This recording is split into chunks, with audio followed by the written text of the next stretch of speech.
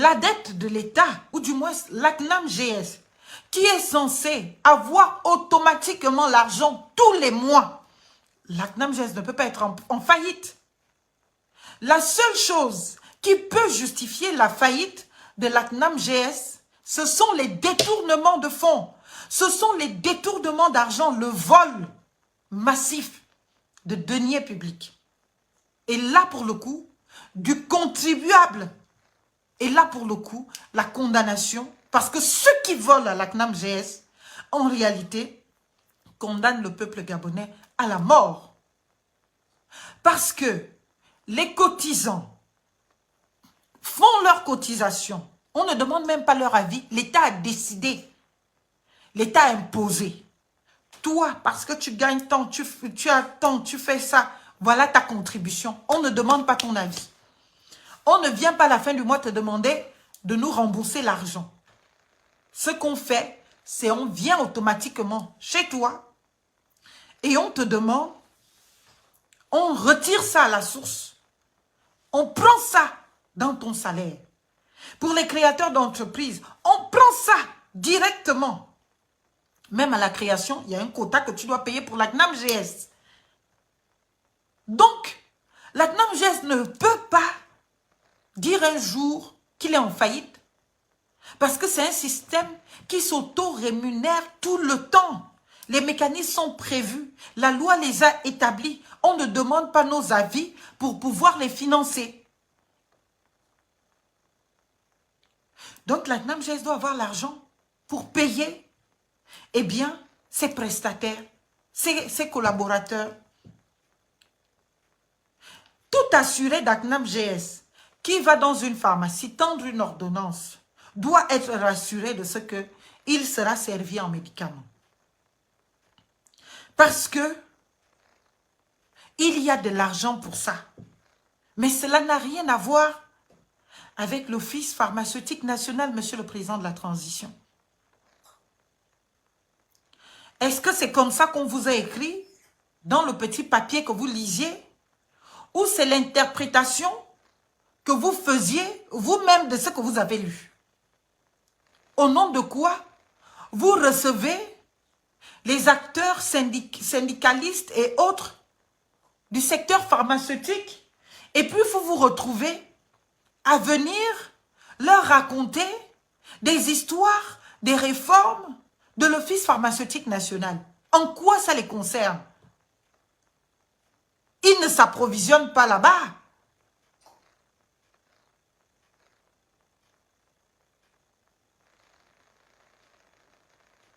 Ils ne s'approvisionnent pas là-bas. Ils payent leurs médicaments dans des laboratoires.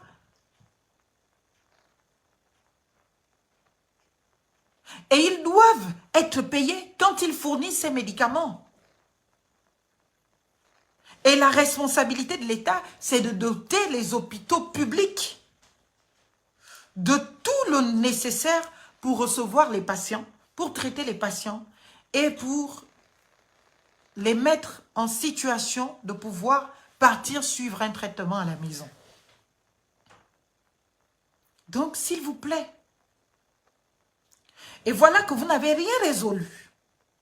Vous avez crié sur eux jusqu'à leur dire qu'eux, ils manquent de patriotisme. Comment pouvez-vous dire que les pharmaciens manquent de patriotisme pendant que vous pétez le champagne sur les douleurs des autres? Vous pétez le champagne.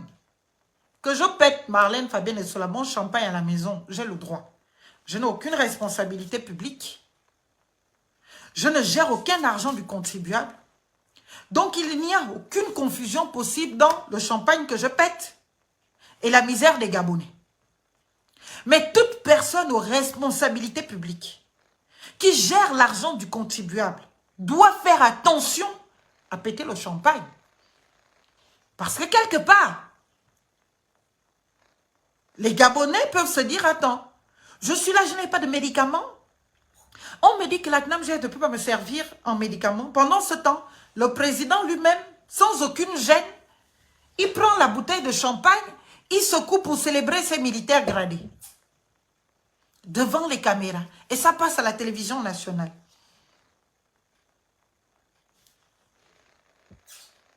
Ça passe à la télévision nationale, on secoue le champagne. Allez, pétons le champagne. Pour célébrer les grades des militaires. Une transition d'autocongratulation, d'autodécoration. Mais les décorations là ne vaudront plus rien demain. Hein. Vous avez tellement dévalorisé la décoration que nous avons l'impression que nous sommes dans la seule transition de jouissance au monde. On est là pour jouir, jouir et jouir. On jouit le matin, on joue le midi, on joue le soir. Il n'y a que cela qui nous intéresse. Pendant ce temps, les Gabonais peuvent bien mourir. Et quand ceux qui se retrouvent asphyxiés du fait de leur patriotisme, parce qu'ils ont essayé de vous interpeller, vous n'entendez pas raison. Vous n'avez rien à foutre d'eux. Ils ont essayé de vous alerter, rien. Ils essayent de dire, dernier recours, nous en bloc, tout on ne peut plus servir. Au lieu de leur trouver des solutions, vous venez leur crier dessus en les enjoignant de reprendre du service sans aucun plan, sans aucune solution concrète, en voulant même les culpabiliser, comme si, eh bien, ces pharmaciens étaient à l'origine du drame qui fait d'eux les victimes du système et de la gouvernance de la CNAM-GS. Quoi que la CNAM-GS ait comme dette, la CNAM-GS ne peut pas être en incapacité de payer ses prestataires. Ce n'est pas possible. Parce que quand on lit même le budget qui circule sur les réseaux sociaux là, de la CNAM-GS, on voit où va l'argent. On préfère entretenir les agents de la CNAM-GS que de payer les prestataires qui rendent finalement et directement service au peuple gabonais. On dépense des milliards dans des voyages. Pendant ce temps, celui qui permet aux Gabonais qui est malade d'accéder à son traitement, lui, sa douleur, sa peine ne nous regarde pas. Il peut crever. Ce n'est pas grave. Il peut crever. Et puis on nous raconte, personne n'a volé l'argent à la CNAM-GS. Personne n'a détourné les fonds. Les fonds sont prélevés par l'État automatiquement, qui vont dans la caisse CNAM-GS automatiquement. Mais les fonds ont le pouvoir de partir de ces caisses de la CNAM-GS pour se volatiliser. Personne n'est au courant. Personne ne sait. Je lis même des journaux qui écrivent que, eh bien, l'équipe sortante a un bilan positif. Il n'y a qu'au Gabon qu'on remercie des équipes au bilan positif dans des institutions aussi sensibles, utiles, importantes que la sécurité sociale. Il n'y a qu'au Gabon. Il n'y a qu'au Gabon que l'on félicite quelqu'un, eh bien, en le limogeant. Tu as tellement été compétent, tu as tellement eu un bilan positif, tu as tellement bien travaillé, tu as tellement résolu tous les problèmes du Gabon qu'on décide de te remercier. Donc, c'est deux choses. Soit ces personnes n'ont rien à voir, et c'est pour cela d'ailleurs qu'elles sont en liberté, que personne n'est poursuivi, n'ont rien à voir avec ce qui se passe.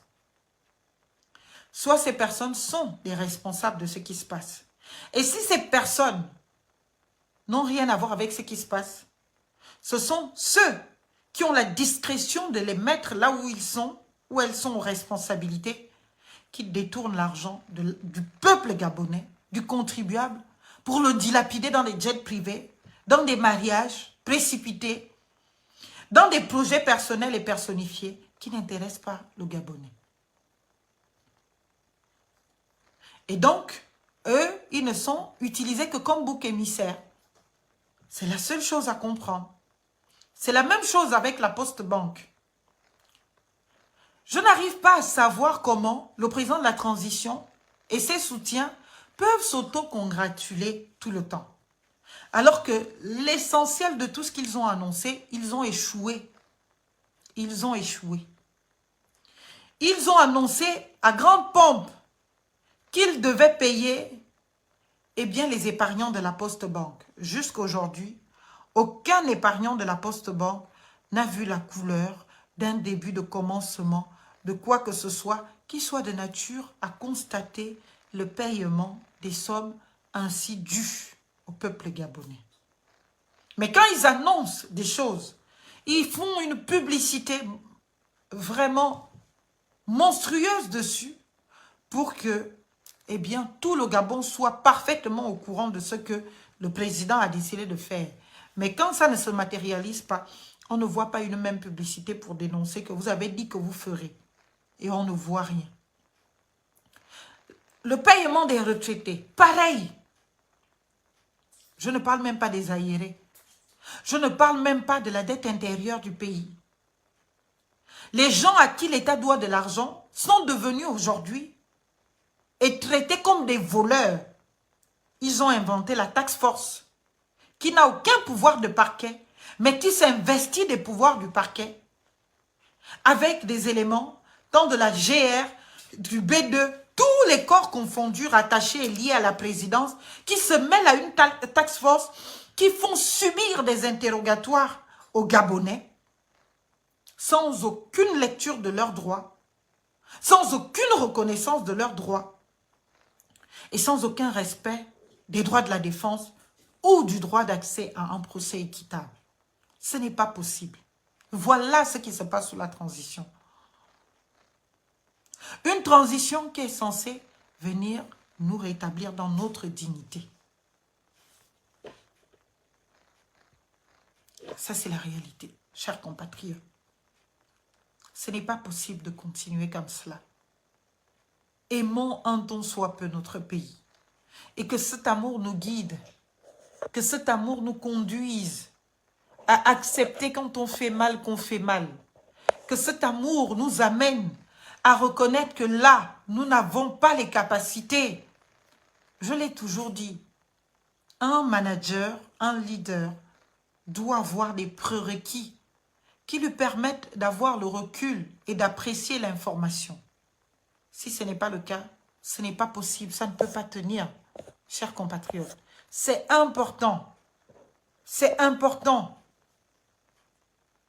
Parce que si vous n'avez pas vous-même les capacités de comprendre et d'analyser les situations et les informations, on peut vous faire avaler tout et n'importe quoi. Je dis bien tout et n'importe quoi. N'importe qui pourrait se lever pour vous dire, Monsieur le Président, dites A là où c'est B. Vous allez dire A, alors que c'est B. Parce que vous ne savez pas c'est quoi le A, c'est quoi le B. Et c'est ce à quoi nous assistons sous cette transition. Monsieur le Président de la transition, aimez le Gabon plus que vous. Aimez le Gabon plus que vos petits privilèges. Vous avez assez, je pense, profité de ce que ça peut faire d'être au pouvoir, d'être aux premières loges. Il faut comprendre que le Gabon est au-dessus de nous tous. Le Gabon est absolument au-dessus de nous tous. Et à ce titre, vous ne pouvez pas vous permettre ce que vous faites. Vous n'avez pas le droit de crier sur les pharmaciens. Les pharmaciens ont tous les droits. S'il le faut, jusqu'à arrêter de fournir en médicaments les assurés de la CNAM-GS. Et la détresse de ces assurés n'incombe pas aux pharmaciens. Les pharmaciens ont fait leur sacrifice patriotique. Ils ont attendu. Ils vous ont interpellé par toutes les voies possibles et toutes les voies disponibles. Ils n'avaient plus d'autre issue que d'en arriver là. Et je ne pense pas que ce soit par pur plaisir et bonheur qu'ils en sont arrivés là. C'est l'extrême, oui. Mais cet extrême-là, ou cette situation extrême ne leur incombe pas. Elle incombe totalement à vous, Monsieur le Président de la Transition, qui n'êtes pas capable de management, qui n'êtes pas capable de diriger le pays, qui n'êtes pas capable de vous faire respecter par les personnes même que vous nommez. Parce qu'il faut quand même voir cette facilité qu'ont toutes ces personnes que vous nommez à voler, à détourner ou à se fondre dans des faisceaux d'indices graves et concordants qui légitiment dans un état de droit les ouvertures d'enquête pour que l'on sache et que l'on fasse manifester la vérité. Parce que quand on a quand même ne serait-ce que peur de quelqu'un, on fait attention à ne pas contrarier la personne. Mais vous avez installé, alors que ce fut vos premiers mots, une gouvernance de copinerie, de coquinerie.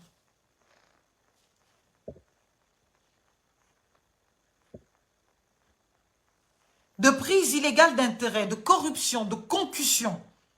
Mais bien sûr que vos coquins, copains, consanguins ne peuvent pas vous craindre, ne peuvent pas avoir peur de se dire que mon Dieu, on m'a mis aux responsabilités, je suis à l'épreuve, je ne dois pas décevoir celui qui m'a nommé, je dois tout faire pour correspondre à sa parole. Mais si vous-même vous n'en avez pas une, vous en avez 1000. Aujourd'hui, sur un même sujet, vous dites une chose.